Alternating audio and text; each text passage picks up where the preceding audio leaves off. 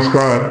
जय श्री राम। हाजिर हूं मैं आज चौथे घर का 12 भाव में फल लेके कि जब चौथे घर का स्वामी कुंडली में, ये चौथा भाव बोला जाता है, चौथे घर का स्वामी कुंडली के 12 भावों में एक एक करके जब बैठता है तो वे कैसे जातकों को फल देता है, उसकी जिंदगी कैसे चलती है। आइए शॉर्ट में समझाने की कोशिश करूंगा, वीडियो को ज्यादा लंबा नहीं कीजिए, सीधे टॉपिक पे आते हैं कि चौथे भाव के स्वामी का फल। अब मैं आपको शॉर्ट से थोड़ा सा बता दूं कि चौथे भाव का कार्य तत्व क्या है, चौथा भाव क्या प्रेजेंट करता है। चौथा भाव हमारे भौतिक सुखों का भाव है, हमारे मन का भाव है। इसका जो मेन जो कारक ग्रह है वो चंद्रमा है, और हमें भूमि भवन वाहन का जितना सुख मिलता है, भौतिक सुख जितना गाड़ी मिलता है, हमें जिंदगी का सुख सुविधाएं मिलती हैं, घर का सुख मिलता है, वो सारा, मन की शांति मिलती है, ये माता का प्यार मिलता है, माता का सुख मिलता है, मदर का, वो सभी इन्हीं घरों से देखा जाता है। इसमें हमारे जीवन का एक बहुत बड़ा हिस्सा आ जाता है, भूमि का, भवन का, वाहन का, गाड़ियों का, माँ का, मन की अवस्था का, ये सब कुछ इसमें इंक्लूड हो जाता है। आइए शुरू करते हैं कि सबसे पहले कि अगर चौथे घर का स्वामी जो है वो पहले घर में बैठ जाएगा, पहले घर में बैठेगा तो वो क्या असर देगा। अब देखना यह है कि चौथे घर का स्वामी जब लगन में बैठ जाता है तो अति उत्तम रिजल्ट देता है, क्योंकि अपने लगन का मालिक लगन त्रिकोण में ही जाके बैठ जाएगा तो अति उत्तम रिजल्ट देगा।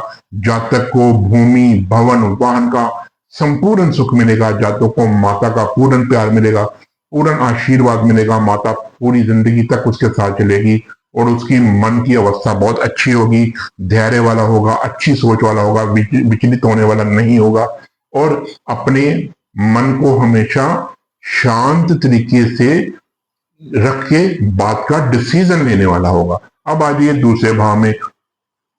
अगर लगन का अपने चौथे भाव का स्वामी यहां चला जाए तो उस जातक का जो अपना कुटुंब होता है उसको भी जातक का बहुत प्यार मिलता है। जो भी इंसान होता है उसको अपने धन धान्य की कोई कमी नहीं होती, उसको परिवार का सुख मिलता है, माँ का सुख मिलता है। और इसके अलावा जब यहाँ का स्वामी यहाँ बैठ जाएगा तो ये जो भाव है ये धन का भाव है, ठीक है। उसको जिंदगी में धन का अभाव कभी भी नहीं रहेगा, धन हमेशा उसको पास पर्याप्त मात्रा में होगा, ठीक है। कुटुंब का सुख मिलेगा, उसके कुटुंब के पास भी, उसका जो खानदान के जो लोग हैं उनके पास भी अपने घर होंगे, वाहन होंगे, गाड़ियां होंगी, ठीक है। और उनका बहुत अच्छा जो लिविंग स्टैंडर्ड है वो बहुत अच्छा होगा, किसी तरह की कोई भी कमी नहीं होगी।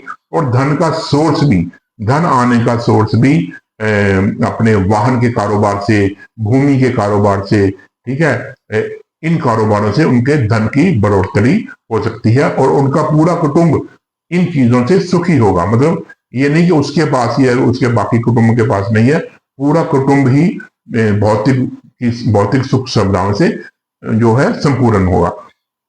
अब आ जाइए तीसरे भाव में। अगर चौथे भाव का मालिक तीसरे भाव में बैठ जाए तो यहाँ पे इसको अच्छा नहीं गिना जाएगा, क्योंकि यहाँ से 12वां घर बनता है और 12वां घर अच्छा नहीं है। तो उसका जो अपने माता का सुख उसको कम मिलेगा, माता बीमार रह सकती है, ठीक है। तो उसको रोजी रोटी कमाने के लिए घर से बाहर जाना पड़ सकता है, भौतिक सुख सुविधाओं की प्राप्ति के लिए उसको काफी संघर्ष करना पड़ सकता है जीवन में, तब जाके उसको ये सुख मिलते हैं।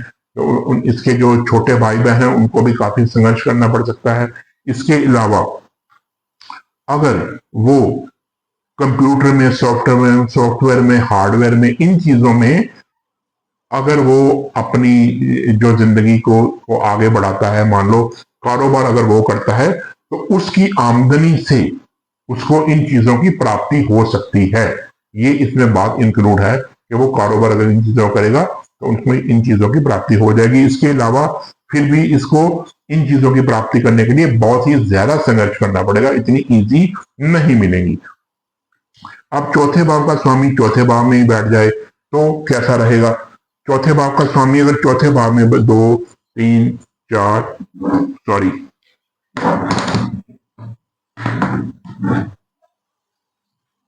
5 6 7 8 9 10 11 और 12। अब आ जाइए, अगर चौथे भाव का स्वामी चौथे भाव में ही बैठेगा तो बहुत अति उत्तम रिजल्ट देगा। ये बहुत ही सौभाग्यपूर्ण जो है ये योग बनता है कि लगन का स्वामी केंद्र का स्वामी केंद्र में अपने घर में बैठ जाए तो जिंदगी में किसी चीज की कमी नहीं होती। भूमि बहुत होती है, वाहन बहुत एक से ज्यादा होते हैं, गाड़ियां, सुख सुविधाएं, कोठियां, कारें, उसको माता का पूर्ण सुख, माता पूर्ण स्वस्थ, ठीक है, और खाने पीने की कोई कमी नहीं है। कुटुंब कुटुंब उसका सुख भोगता है, उसका परिवार सुख भोगता है, किसी तरह की कोई भी कमी नहीं होती। ये बहुत ही उत्तम योग बनता है। अब चौथे घर का स्वामी पांचवें घर में आके बैठ जाएगा तो क्या रिजल्ट देगा? चौथे घर का स्वामी इसमें बैठेगा तो उसकी औलाद को हर वो सुख मिलेगा, भूमि का, वाहन का, गाड़ी का, हर तरह का सुख मिलेगा, ठीक है। उसकी औलाद बहुत ही अच्छी और नेक होगी, उसकी औलाद जो है बहुत बुद्धिमान होगी, इसकी औलाद भी अगर अब जमीन जायदाद का या गाड़ियों वगैरह का बिजनेस करेगी तो उसको उसमें भी लाभ होगा। ये भी अति उत्तम योग है, क्योंकि केंद्र का मालिक त्रिकोण में आके बैठ जाए और अपने से दूसरे में बैठ जाए तो लाभ ही लाभ होगा इसको भी, और इसकी जो औलाद है उसको भी किसी तरह की कोई कमी नहीं होगी। यहाँ तक कि उसकी जो औलाद है, अगर वो स्कूल में पढ़ेगी तो वाहन पे जाएगी, कॉलेज में पढ़ेगी तो बड़ी बड़ी गाड़ियों में जाएगी, हर तरह की लग्जरी लाइफ उसको मिलती है। छठे में बैठ जाएगा तो बहुत अच्छा रिजल्ट बिल्कुल नहीं देगा। जो इसकी जो प्रॉपर्टी है, माता बीमार रह सकती है, माता को कोई ना कोई रोग हो सकता है, इसकी जो भूमि भवन वाहन का सुख इसको नहीं मिलेगा। अगर होगा भी तो उसपे हो सकता है कर्ज, इसने कर्ज लेके ली हो, वो कर्ज उतर ना रहा हो, बैंक का कर्ज बार बार चढ़ रहा हो, और इसके अलावा जो इसने प्रॉपर्टी वगैरह ली हो, कोई कोठी वगैरह या मकान लिया हो, उस पर भी लोन हो, वो भी ना उतर रहा हो, ठीक है। तो ऐसी प्रॉब्लम यहाँ पे आ सकती है, क्योंकि यहाँ पे चौथे घर का स्वामी जब छठे घर में बैठता है तो ये अच्छा रिजल्ट बिल्कुल नहीं देता। तो इसके जो नानके हैं, ननिहाल हैं, हो सकता है उन पे भी कर्जा हो, उनको भी गाड़ियों का, भूमि का सुख ना मिला हो।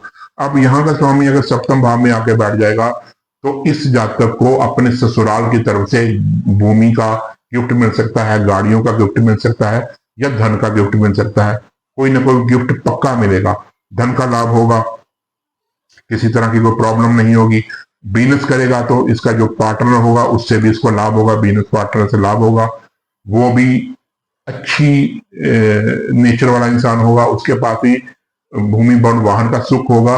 अगर वो अपने बिजनेस पार्टनर के साथ लैंड का या गाड़ियों का या वाहन का कोई भी बिजनेस साझेदारी में करता है तो उसको इसमें लाभ ही मिलता है।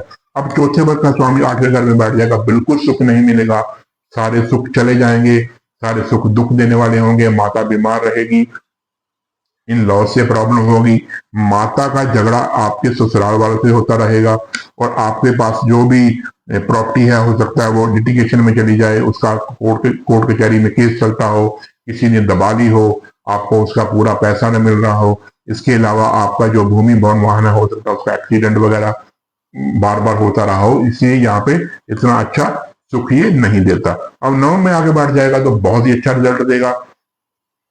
आप जन्मजात भाग्यवान होगे, आपको बिना एफर्ट्स किए, बिना मेहनत किए, थोड़े से एफर्ट लगाने पर ही जीवन की पूरी पूरी भौतिक सुख सुविधाओं का आपको जो है वो फायदा मिलेगा।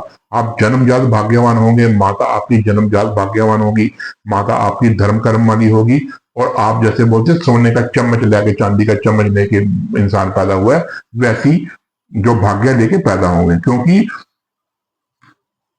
सुख सुविधाओं का, भौतिक सुख का स्वामी अपने जो लगन का स्वामी है और केंद्र के भाव का स्वामी है, सॉरी, ये त्रिकोण में आके बैठ जाएगा, बहुत ही अच्छा रिजल्ट देगा, अति उत्तम।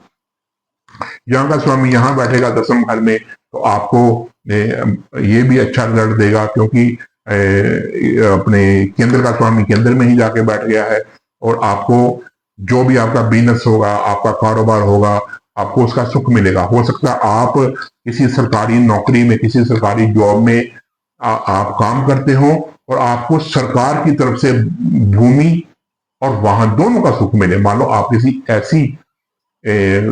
किसी ऐसी डेजिग्नेशन पे लगे हो जहां पे सरकारी तौर पे आपको रहने के लिए अच्छा घर भी मिले और सरकारी तौर पे आपको रहने के यूज करने के लिए गाड़ी भी मिले, तो यहाँ पे बहुत ही अच्छा सुख मिलेगा। 11वें घर में आ जाइए। अब यहाँ का स्वामी 11वें घर में जाके बैठ जाएगा तो वो भी बहुत अच्छा है।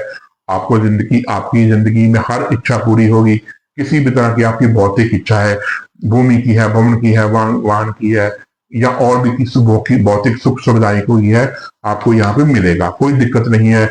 दोस्त, आपके फ्रेंड सर्कल आपका हेल्प करने वाले होंगे। आपके बड़े भाई बहनों से भी आपको इस सुख में मदद मिलेगी। मतलब आपने कोई गाड़ी लेनी है, लैंड लेनी है, मकान नया लेना है, तो आपके फ्रेंड सर्कल वाले या आपके बड़े भाई बहन आपको, अगर आपके पास पैसे कम भी हैं तो आपकी मदद करके आपको आपकी उस इच्छा को पूरा कर देंगे। 12वें घर में आ जाइए। यहाँ का स्वामी यहाँ बैठेगा, बिल्कुल अच्छे रिजल्ट नहीं देगा।